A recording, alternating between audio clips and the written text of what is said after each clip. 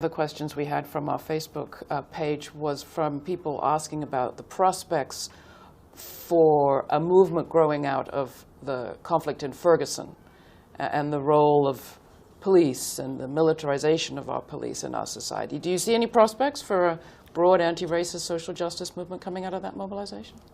There are prospects, but it's going to be very hard. This is a very racist society. I mean, it's pretty shocking. What has happened in the last roughly 30 years with regard to African Americans actually is very similar to what Baptist describes in the late 19th century. Remember what happened. The constitutional amendments during and after the Civil War were supposed to free African American slaves. It did something for about 10 years. Then there was a North-South Compact, which essentially granted the former slave-owning states the right to do whatever they wanted. And what they did was criminalize black life in all kinds of ways. That created a kind of a slave force. In fact, one of the most interesting books on it, Douglas Blackmon's, is called Worse Than Slavery or something like that. It threw mostly black males, but also women, into jail, where they become a perfect labor force, much better than slaves. If you're a slave owner, you have to you have to keep your capital alive. If the state does it for you, it's terrific. No strikes, no disobedience, perfect labor force. A lot of the American Industrial Revolution in the late 19th, early 20th century is based on that. Actually, it pretty much lasted until the Second World War, when there was a need for what's called free labor in the war industry. After that come about two decades in which African Americans had a kind of a shot at entering the society. A black worker get a job in an auto plant. The unions were still functioning, maybe buy a small house, send his kid to college or something.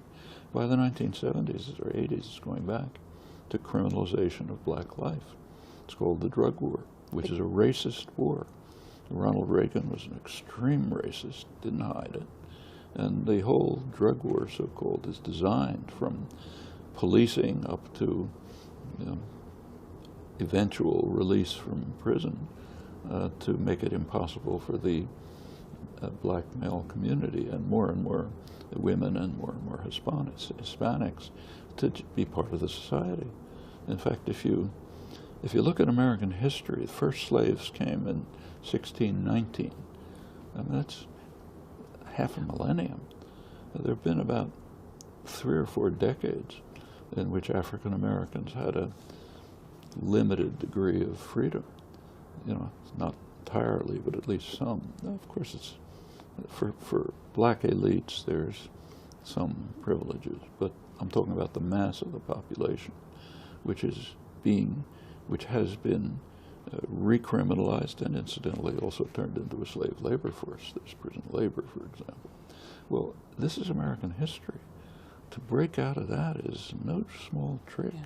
In fact, if you take a look at the election, say the last election, in many ways it's a civil war. The red states of the Confederacy. It extends a little beyond, but that's pretty much what it is. Yeah. And of course, this is a real battle. I mean, these two founding crimes, slavery and extermination of the indigenous population, they're very much with us. Take a look at Indian reservations today. It's not a pretty sight. People